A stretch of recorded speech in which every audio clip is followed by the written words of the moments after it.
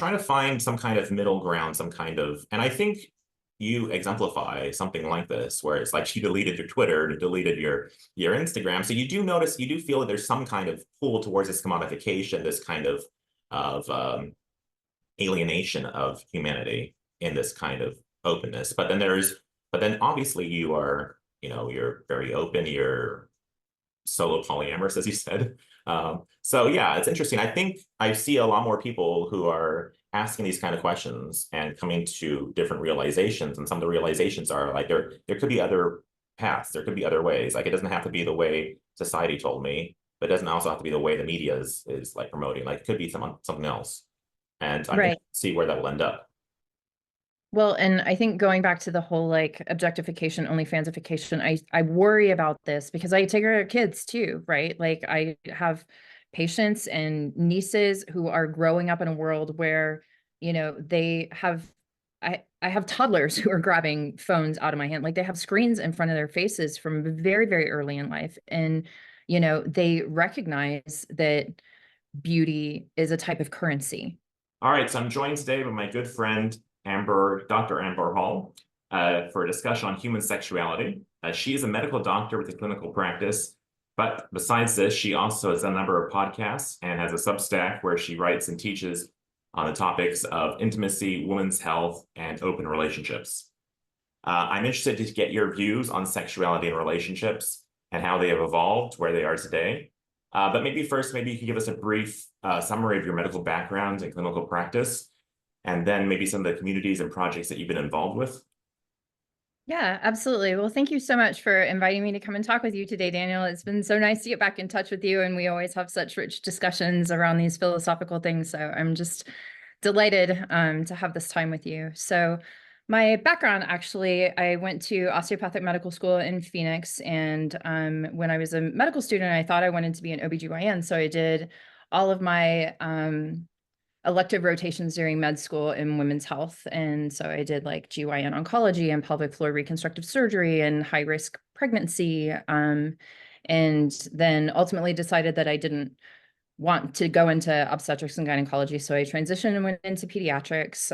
I currently have a direct primary care pediatrics practice here in Las Vegas, where the majority of my patients who have come to me while mom was still pregnant. So, and I have 7 newborns in my practice right now who are all under 3 months old, and I've got a few more on the way. Some are second babies, some are first. So a lot of my practice sort of centers around this maternal and child, like really special moment in people's lives when they're transitioning from, you know, a, a single person or a couple into parenting, which comes with it a lot of like physical and emotional changes that I don't think that we quite prepare people for. And that it really is a privilege for me to be involved in people's lives during that time. So out of my clinical practice and this need that I saw for there to be more validation of the difficulty of childbirth and pregnancy, and like I self-identifying as both a lover and a mother when parents move into this next chapter of their lives. As I started spending more time and talking with more people about this, I was like, I really need to be doing more in terms of, normalizing this, educating people, preparing people, and like pointing them in the direction of resources, right? Because a lot of people's intimate lives really sort of, I won't say collapse, but diminish when they have young children, especially during infancy and like the first 4 years of life. But as children get older and couples are able to reconnect, things kind of like people reach out to me and they're like, oh, we want to spice up our relationship, or we're later in life and we maybe want to consider non-monogamy when that was never really an option before, and like how do we go about doing that? And so I think all of these things are important conversations to have, both in terms of our physical health, our mental health, our overall well-being, and just how we maintain functional, fulfilling, nourishing relationships. Yeah, it's really interesting how you overlap all those different areas. And do you see it more in, as you said, in couples who are transitioning to becoming parents, maybe taking care of the babies the first couple of years of their lives, it takes a toll on their intimacy and the romantic nature of the relationship. And do you see that there's Absolutely. some transition afterwards? Like, are most of the people who are interested in non-monogamy or this kind of different lifestyle, is it you see mostly like married couples? So there's really kind of a dichotomy. And, most of the young families that I take care of around the time of parenting, it's really more of like, how do we continue to connect with one another as a couple? Because, you now have this new stranger in your life. You don't need, like, many people aren't interested in bringing new strangers into their life when they have young children in their lives. It's the the people who are coming to me about non-monogamy tend to be like their children are a little bit older, or they're empty nesters, or a lot of people are recently divorced. The divorce rate in the United States is close to half. There are, I've had conversations with younger people and queer people who were like, the traditional family structure and the expectations surrounding a cis het monogamous relationship don't work for me, or I'm not interested in that, or I feel like I'm going to lose my identity or part of myself, or maybe one partner is interested in kink and the other one isn't. And so it's the across the lifespan, there are sort of like different chapters and waxing and waning, and medical conditions and menopause and erectile dysfunction and all of these things that people go through. And really, I kind of see it as my job to create a safe space to ask these questions and to have these conversations, because it's meaningful, and nobody likes to have their sexuality either weaponized or made fun of. Hmm. So, do people seek you out specifically for this? Like, if someone walks into your office, do they know that you're like more of a kink friendly or open-minded? I'm not sure how to say that right, but Yeah, it's a good question. So and again, these are sort of like two overlapping but not completely intersectional spheres, right? Like, most people come to my clinical practice because of my knowledge and expertise in maternal and child health. Um, and as I've started writing more, because I'm all over Substack right now, and talking on podcasts and writing things on the internet, and people are like, I have something to say about something you said. And so people are starting to come to me through the wilds of the internet, including like physician colleagues from across the country who are like, I saw this thing you posted on Facebook about whatever, and I have this question and I can't ask anyone else. So they're kind of like two different things. And like, I was wearing my clinical practice hat right before I got on this call with you and taking care of patients. And also, I write and am doing this, and people will come to me as a result of having seen this. you must have a really interesting perspective because I know like depending on what society you live in, but normally there is like what is seen publicly or what is accepted, and then what is actually happening or what's actually going on underneath the underneath the covers.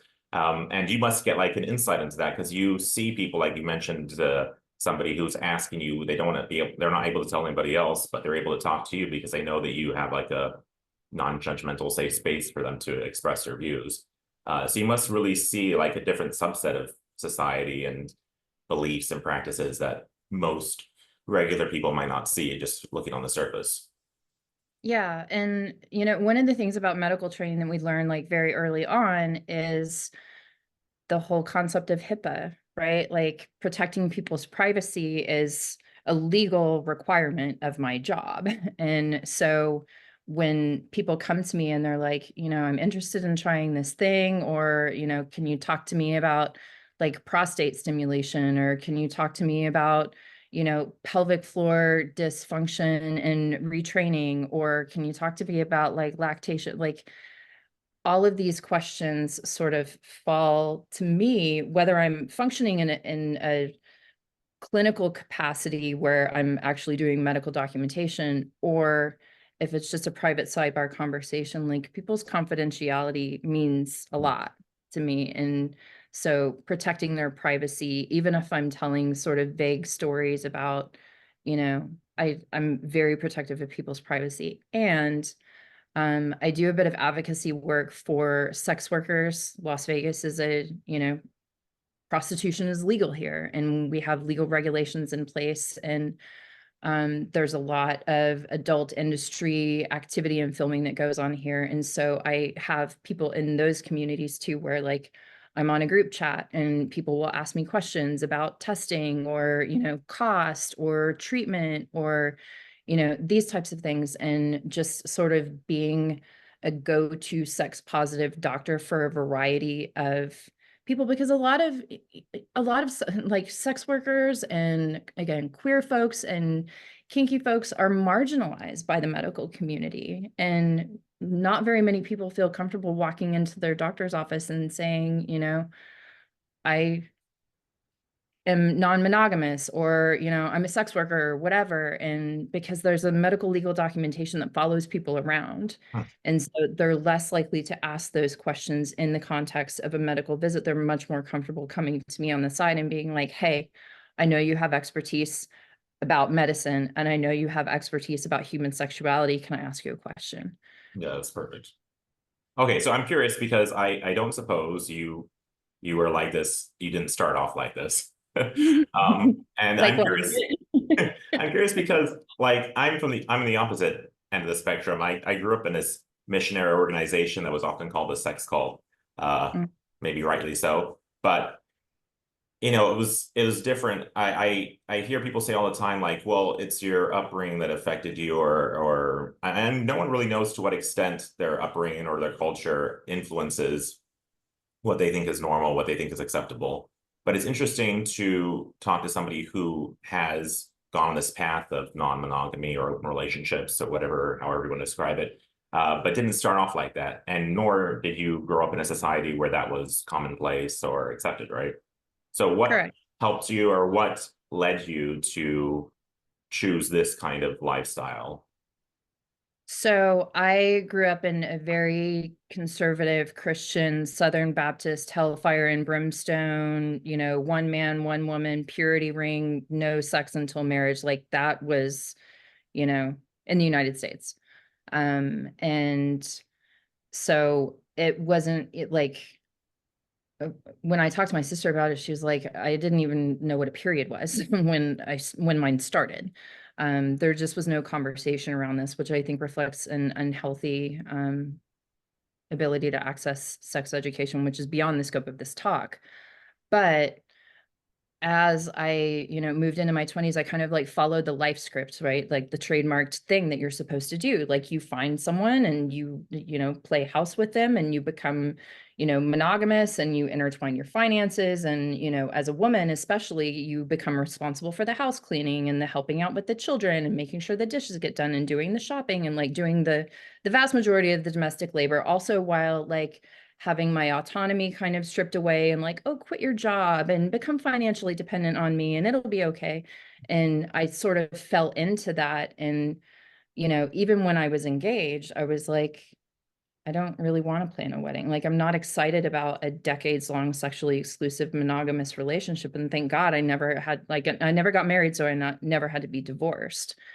But I learned through that experience that like that playbook is not the one that I wanted to follow. And during medical training, kind of all bets are off, and I just didn't prioritize a monogamous relationship or not. Like I didn't prioritize dating at all.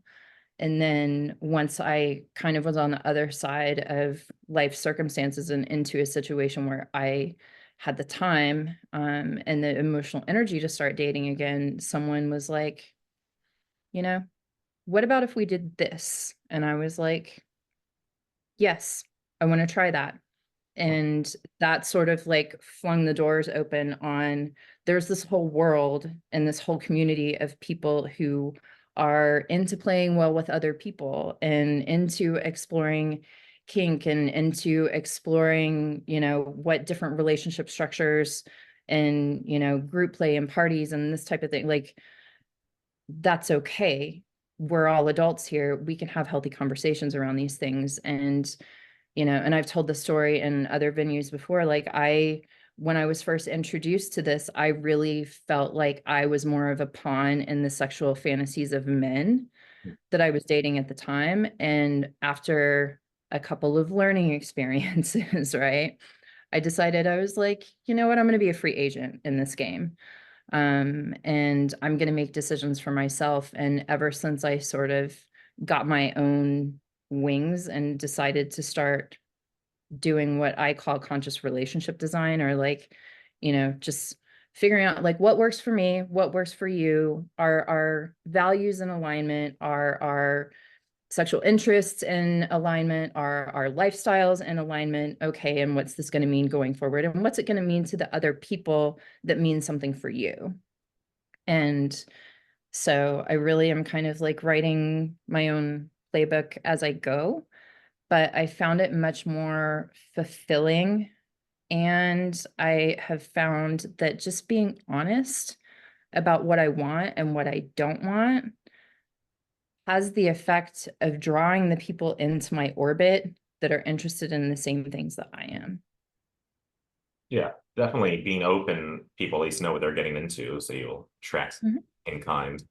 So you did mention being engaged and thinking about, oh, like the next 10 years being committed to one person. That was something that was a hurdle for you. And that sounds like something, you know, stereotypically what a guy would think about. I have noticed though that maybe women do think about these things, and maybe it's just not so acceptable for them to think about it, so they don't say it as much. I But don't know. Maybe I'm just reading a lot of feminist literature, and I do read a lot of feminist literature, and I talk to a lot of like young sex positive queer folks and women who are going through divorce, and they're like, I never want to live with a man again. And I want to put the asterisks on this that I love men. I am not a misandrist, and I think that the patriarchy does a huge disservice to men's ability to express the full spectrum of their emotions and desires and wishes. But again, that's a story for another day.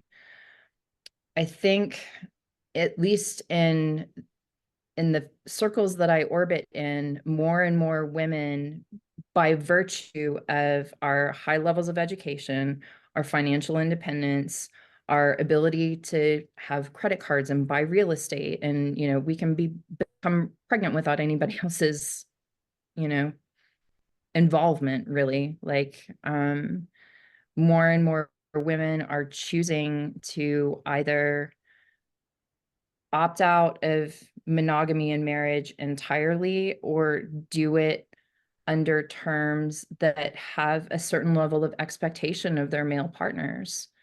Like, if I'm going to become involved, like if I'm going to enter something that isn't monogamous but resembles that kind of like traditional relationship structure, I need that other partner to show up. I need for them to do the grocery shopping without my asking. I need for them to do the laundry without my asking. I need for them, you know, to take ownership and be an equal partner.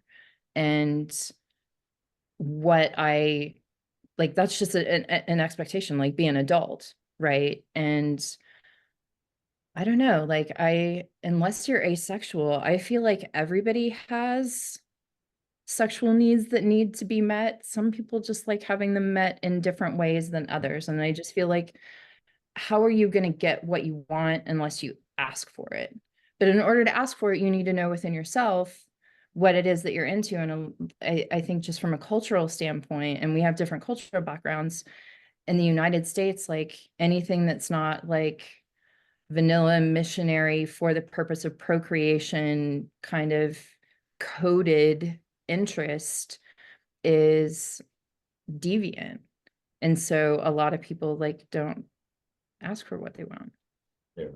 I mean, I've been looking at some studies recently about non-monogamy, open relationships, and one thing interesting related to what you were saying is that it seems from the studies that there are more men interested in the idea of non-monogamy, but when they rate the relationships of people who are in different types of open relationships, it's usually the women who rate higher levels of satisfaction.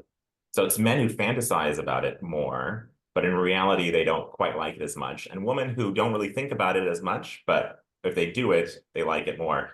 Of course, there's some reasons for that. Like if you're in a swinger relationship and you're married, your wife is probably going to be able to have a lot more fun interaction, whereas the husband might not have as much access. That was one of the explanations they had for it. But do you have any other explanations for this? The difference between like it's men who are fantasizing about it, or men who say things like, "Oh yeah, I don't think I can go for 10 years with the same woman." But it turns out to be the men who are not so happy or not as happy with the outcome as the women are. So I think I don't have the data off the top of my head, but there's a great book on the topic of it, American sexual fantasy, specifically Tell Me What You Want by Justin Lehmiller. He did a great study on this. And I actually talked to quite a few women who are interested in non-monogamy, whether it's, you know, group play type of situations with like having the full attention of two men or being able to, you know, date multiple male partners. But just in general, I think if I were to go on an app and create a profile and put it out into the wilds of the internet, and you were to create a profile and put it into the wilds of the internet, I would probably get triple the number of hits that you do just by virtue of the fact that I'm a woman. Yeah. And the reason for that is that a lot of men are like, oh, it's a numbers game. Like anybody who's attractive, like I'm not even going to read her profile. If she's hot, I'm going to swipe right. Right. And, you know, one could argue that women do that too, but just like in terms of sheer numbers and what I think Women is are the more very, selective. Is that what you mean? not necessarily. I just think that women have more options, Well, they have you more know. options because the guys are not as selective. They're just swiping right on everything. Is that? I mean, maybe, but it goes back to this whole, and I know you wanted to get into this, but like Yeah. the commodification of individuals and like the OnlyFansification of, you know, human sexuality. And it's like when you put a profile up on these sites or apps or, you know, whatever, even Instagram, right? Like you're creating a package. It's like, this is the character that I'm playing. This is, you know, these are the pictures that I'm going to put out there. This is how I want you to perceive me. And I think that, you know, just in general, I don't know. And I'm bi, so I think women are hot at baseline. Like it's like a well-educated, well put together, like woman with nice hair and nice nails. And like, you know, she's pretty and she's wearing a nice outfit. I'm like, damn, she's hot. And like, a lot of guys don't really put forth that kind of effort. It's like, you know, if you want to open up your relationship, you're going to have to like stop drinking beer, get off the couch, get to the gym, you know, get a little fade and like maybe get your nails done and like make yourself a hot commodity for the competitive market that you are entering, which, you know, I think also is a testament to how having these types of relationships also have an influence on overall health. Hmm. Because if you're trying to get the attention in a competitive market, which open relationships and like swinging and kink and group play and all this stuff is, and you want to like have people be drawn to you, you need to put forth the best version of yourself. And that's not going to be a beer bellied smoking cigarettes, like lazy from smoking pot and eating, you know, Doritos and cheese fries all day. Like that version is not the best version of yourself that is going to be a marketable commodity. Do you think maybe that's one of the reasons why the outcomes of open relationships for men is not as satisfactory as it is for women?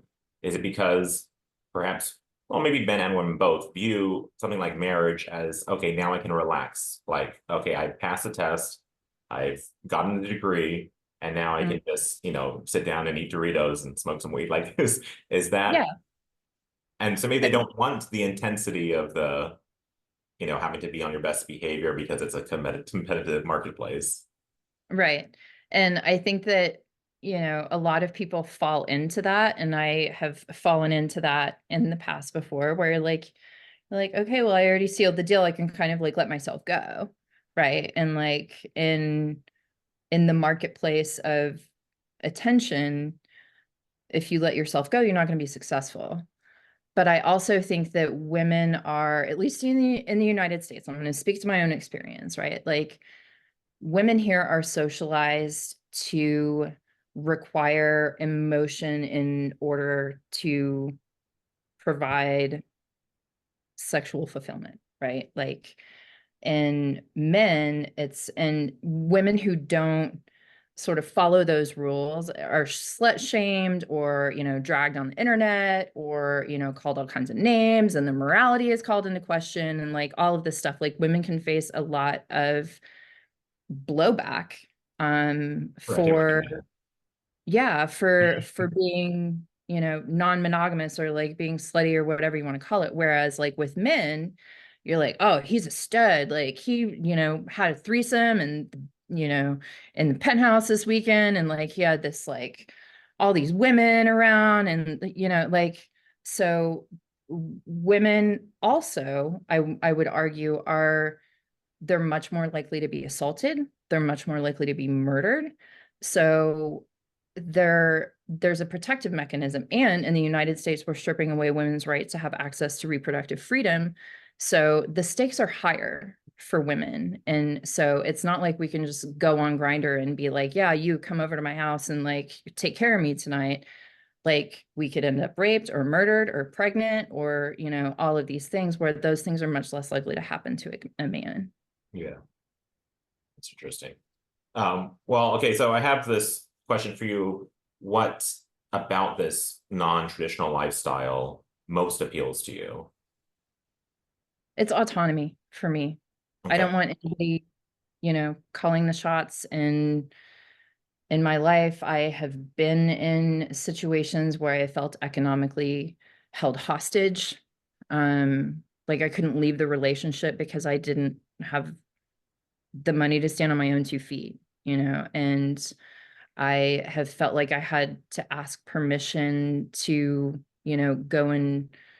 go out with my friends, or, like, I was buying things at the grocery store based on someone else's desires. And for me, that loss of identity, that loss of autonomy, that loss of decision making, and, just financial independence is something that I never ever want to go back to, which is why I say, like, the partnership is so important. Um, so But for me, could you have that autonomy in a marriage, like a traditional marriage? Couldn't you keep that autonomy as well? I wouldn't want to be in a traditional marriage. I mean, if you look from a historical standpoint, marriage it's essentially like a real estate contract, right? And like, half of the marriages in the world to this day, and you live in Southeast Asia, are still arranged marriages. And it was like, okay, well, I have this daughter, and I'm going to give you this amount of money and a few goats to take care of her and make sure that she doesn't end up on the street, or, in a an alley, or, whatever. And for men, it's like, okay, well, I'm gonna take your money, and I'm gonna take this woman, and she's gonna cook for me, and she's gonna clean for me, and she's, gonna have children for me, and, take care of my parents. And, and it was really like a property transaction, which is why, like, for me, marriage never represented something to, like, after my first experience with it, and I was like, I don't want to do this, it was never something to aspire to.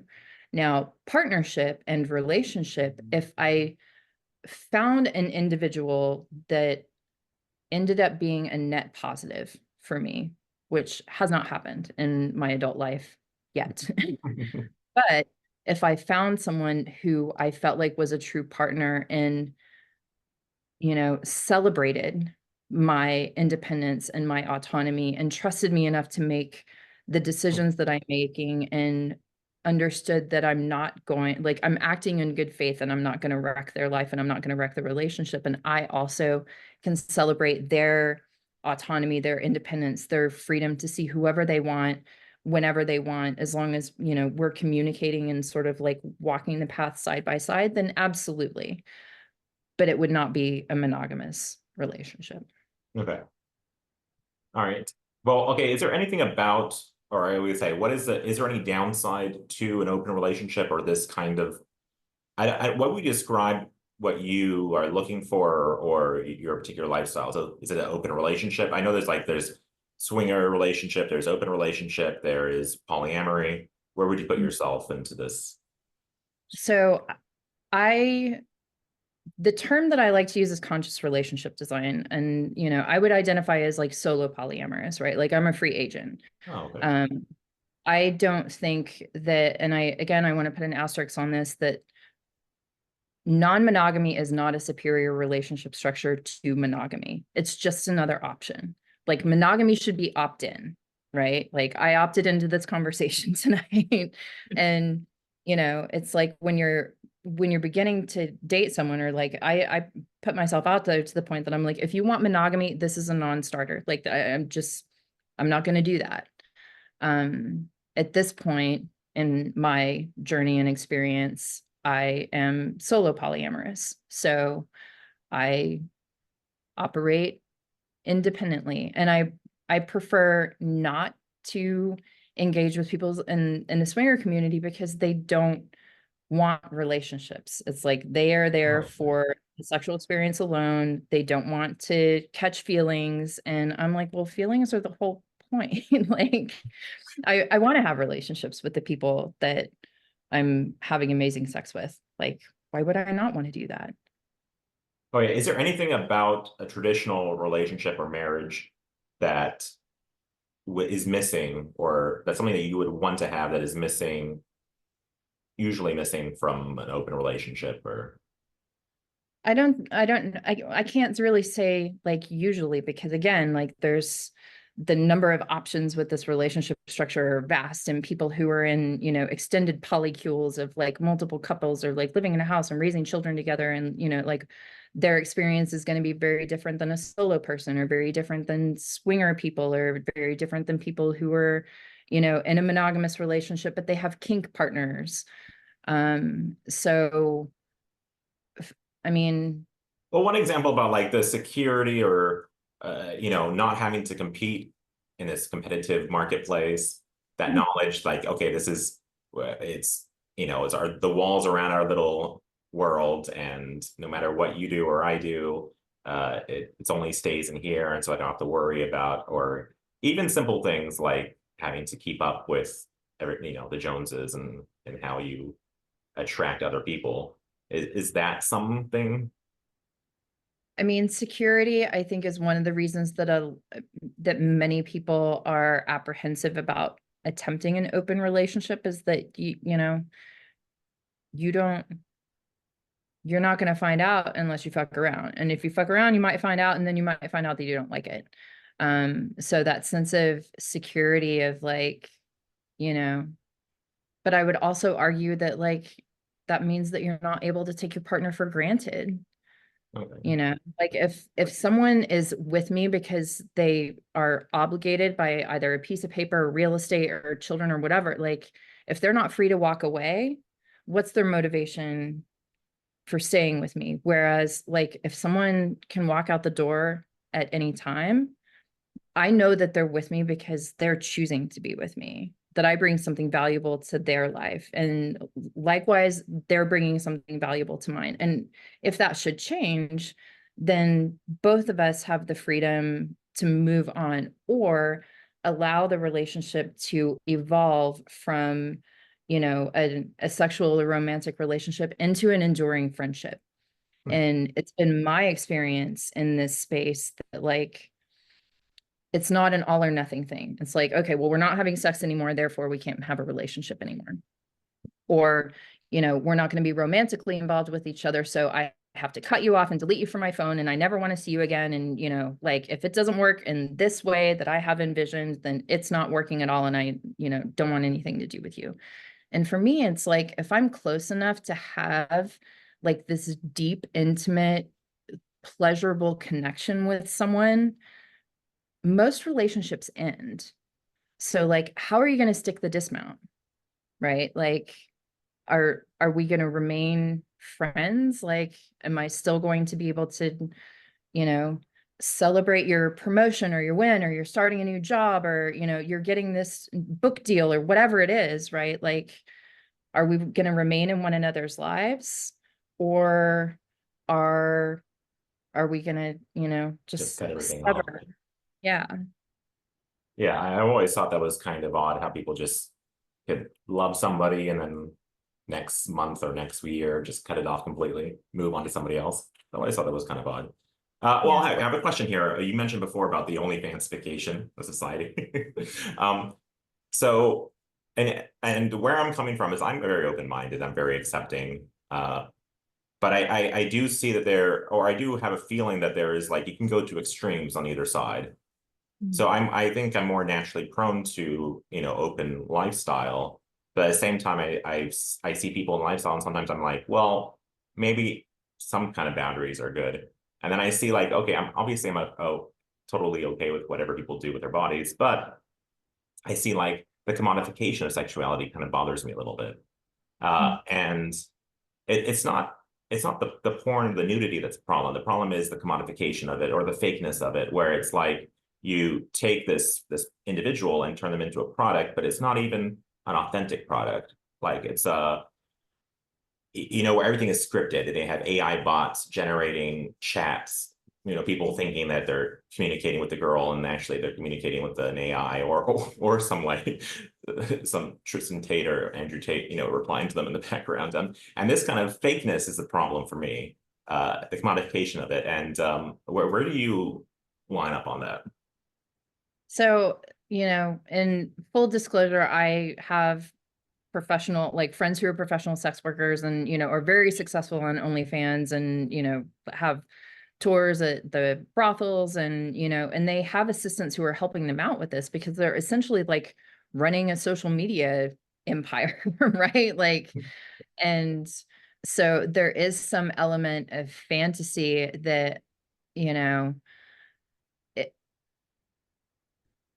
that they've signed up for, right? It's like, I'm going to put out this image, like I'm going to play this character. And some of these women have said that, like, I play this character for this purpose, but then we sit down and have coffee together and, our sweats and PJs and whatever. And we're talking about the movie that we saw or where we went shopping or, where we hung out over the weekend. But I agree with you. And I deleted within the last 2 weeks, I deleted my Twitter and I deleted it off the phone. I deleted Instagram from my phone. I deleted TikTok and my account. I still have my Instagram accounts for like marketing for my businesses, but I don't have it on my phone anymore because the commodification and the like personal branding to me, it gives me that squick factor Yeah. too.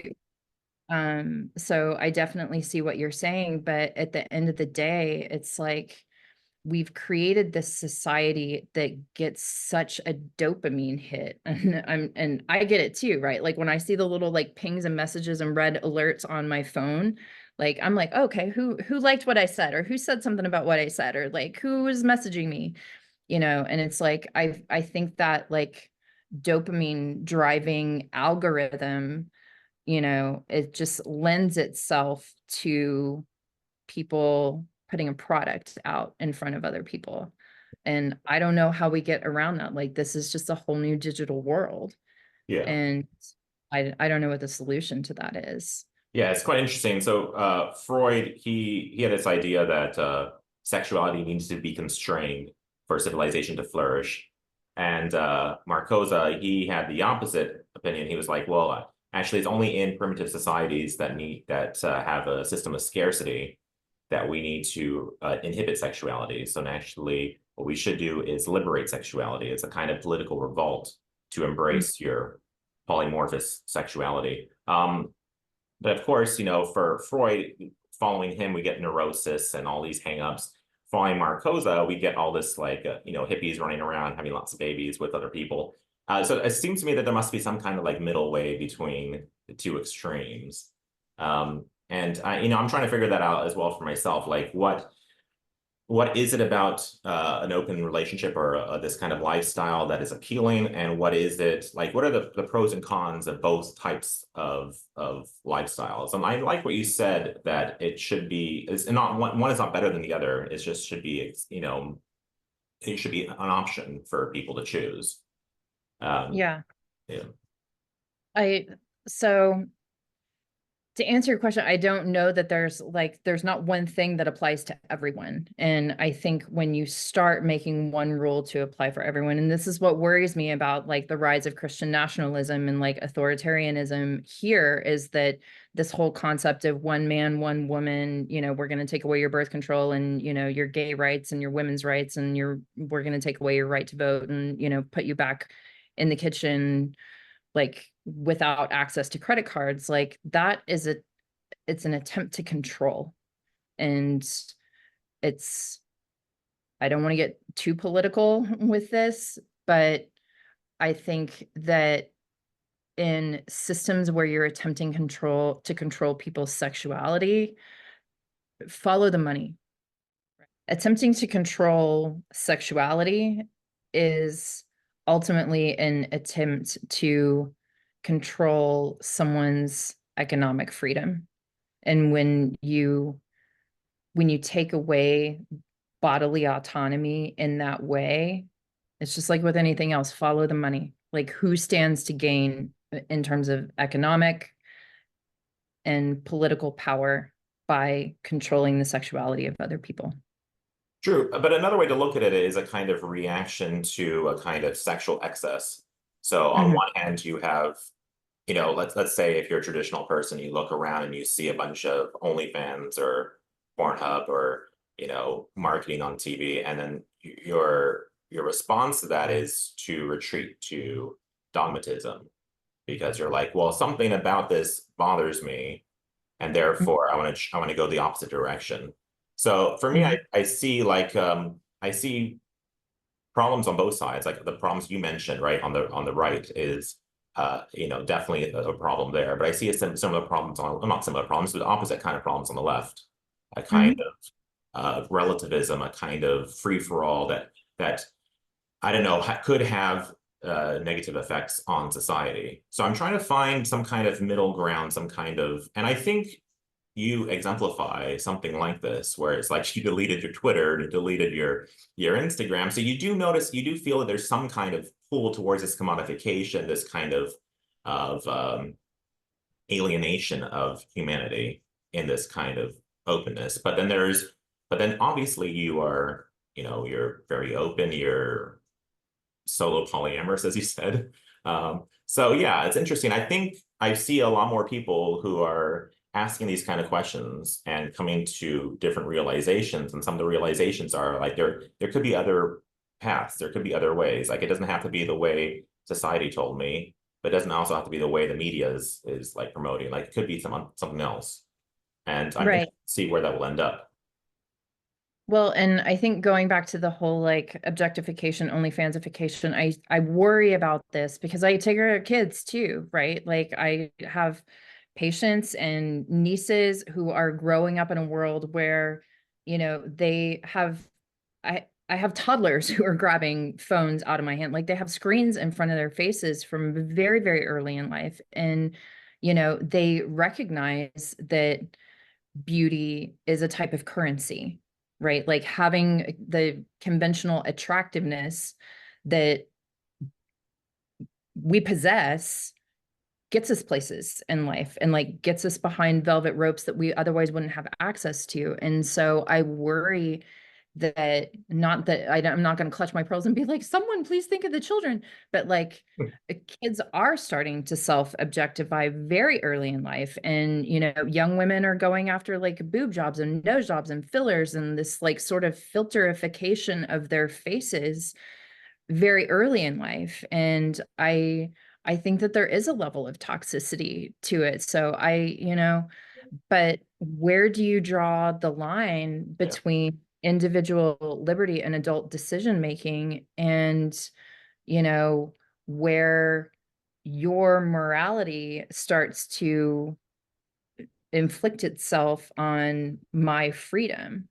Like that's a huge gray area. And, there some moral relativism there? Yeah. And it is going to differ in Taipei than it is going to be in the Netherlands, than it's going to be in China or Iran or, Las Vegas, Nevada. It's going to be different in Topeka than in Las Vegas, right? Like And I think that's part of the beauty of this whole journey is like just hearing other people out. And, you know, I love that people come to me with their experiences and questions because I'm like, ooh, what have you tried that I haven't tried?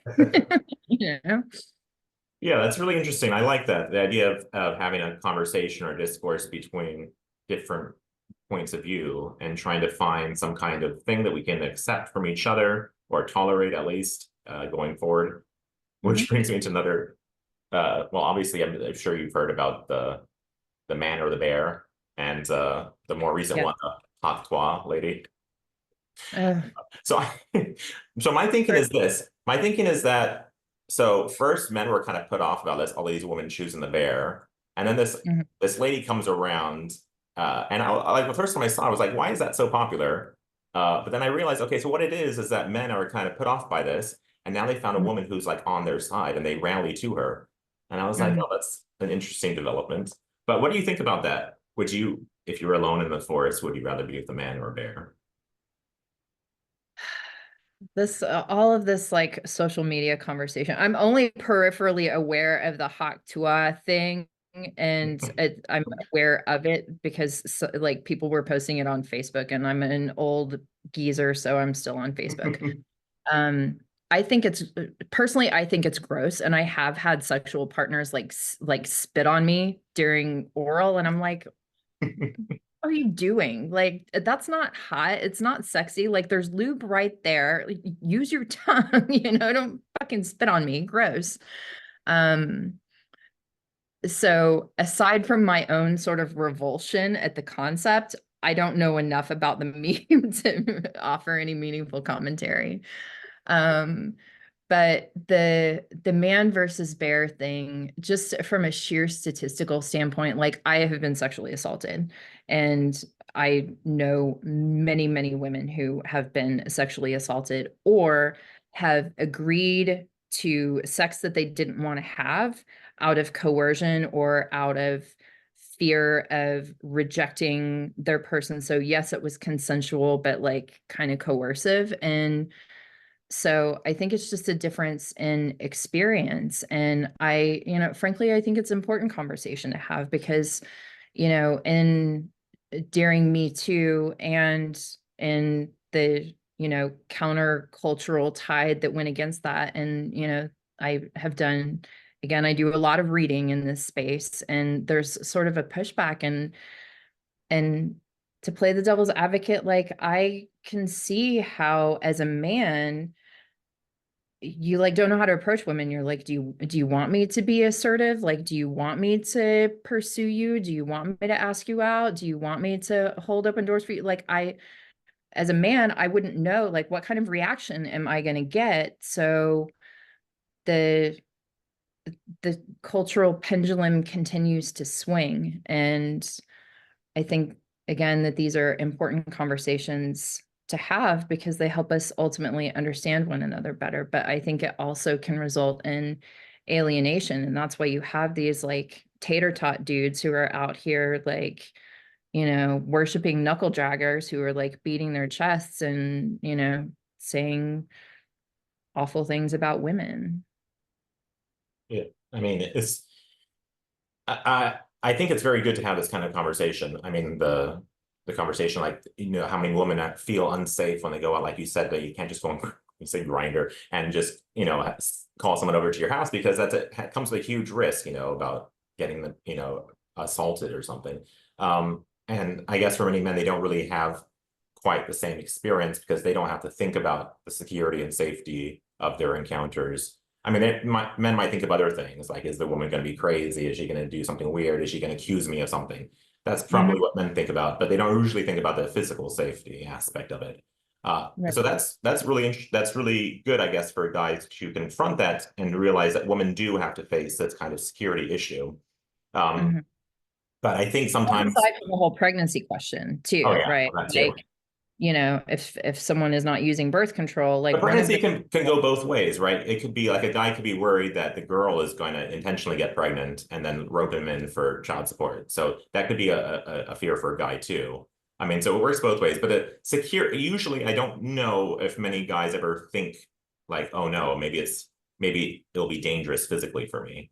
Mhm. Whereas that seems to be much more common experience for a girl, right? Mhm. Uh, Absolutely.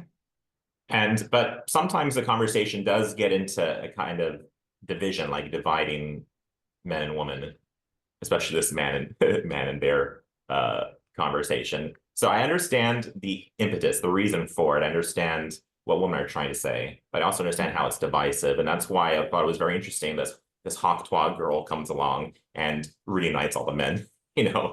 And I mean it's quite interesting. I didn't realize it would be, I didn't seeing it the first time, I didn't realize it would be that popular, but I guess it's a lot of men are hungry for a woman to accept them completely. Yeah.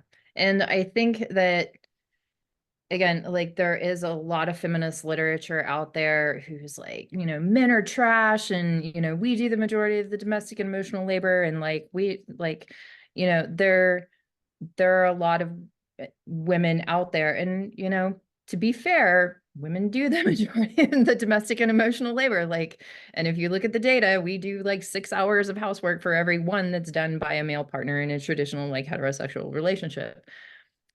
But um I again, like I love men and I don't think that lampooning someone's sexuality or weaponizing someone's sexuality is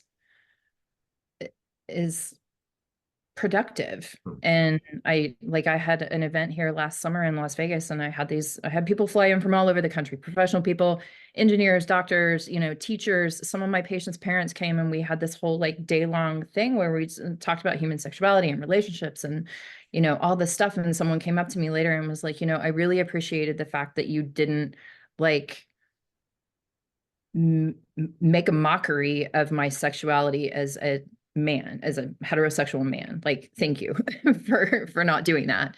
And I, I think it's important to keep people at the table and, starting the conversation with all men are trash is like going to put people in a position of defensiveness. And then they're just going to stop listening. Well, that sounds like a good place to end this conversation. Thank you so much, Amber. It was lovely talking with you. Lovely seeing you. Oh, my pleasure. Thank you so much again for the invitation. And your listeners, if they want to come and visit me over at Substack, my Substack is Dr. Amber Hull, HULL.substack.com. And I'm very responsive on there. All right, sounds good. All right, see you. Thank Bye-bye. you.